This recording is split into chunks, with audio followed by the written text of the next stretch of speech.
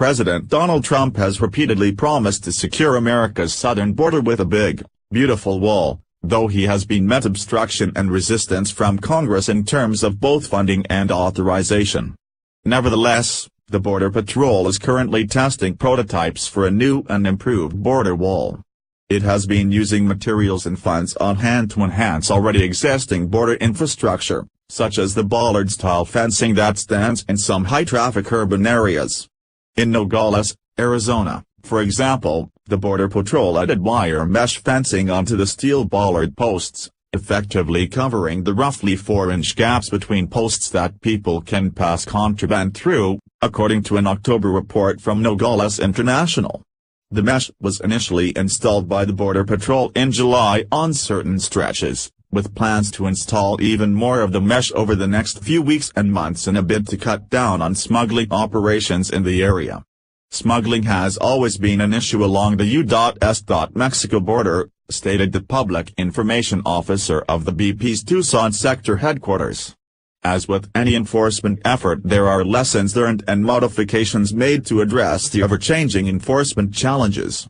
Trending: thief jams pistol into sagging pants, accidentally pulls the trigger. Unsurprisingly, many people on both sides of the fence have complained as the new mesh prevents illicit but generally tolerated family reunions along the border from taking place.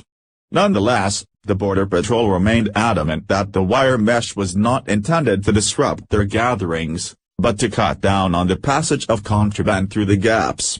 According to the Arizona Daily Star, efforts to obtain official records regarding the number of smuggling incidents or amount of contraband believed to flow through the area were denied. The Border Patrol cited a records release rule that exempted them from revealing techniques and/or procedures or otherwise compromising ongoing investigations and prosecutions. A spokesman for the BP Tucson sector, Chris Sullivan, explained that his agency was constantly seeking ways to update and enhance existing infrastructure, and the wire mesh addition was merely a part of that ongoing effort. This was particularly true for an urban environment like Nogales, where there's always that criminal element that tries to find vulnerabilities within our infrastructure. According to the Associated Press, roughly 306 of the 372 miles of border between Arizona and Mexico have already been improved with fencing, either of the pedestrian blocking kind or that which blocks vehicles from crossing. That leaves about 66 miles, or 18%, of Arizona's border with Mexico unsecured by any type of infrastructure.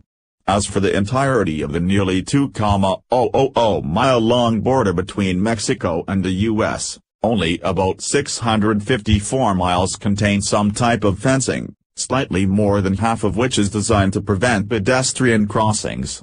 Congress may be dragging its feet when it comes to assisting Trump in his effort to secure our nation's southern border, but that hasn't stopped him and the Border Patrol from doing whatever they can with whatever they have on hand.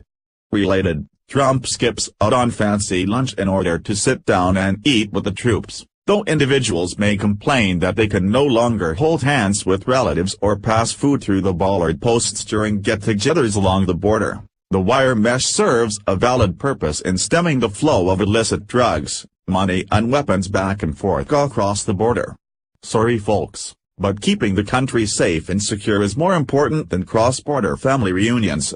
The Western Journal. Please share this story on Facebook and Twitter so everyone can see what the Border Patrol is doing in the Nogales area to improve the already existing border fence. What do you think of what Trump's administration is doing so far to secure the border? Scroll down to comment below.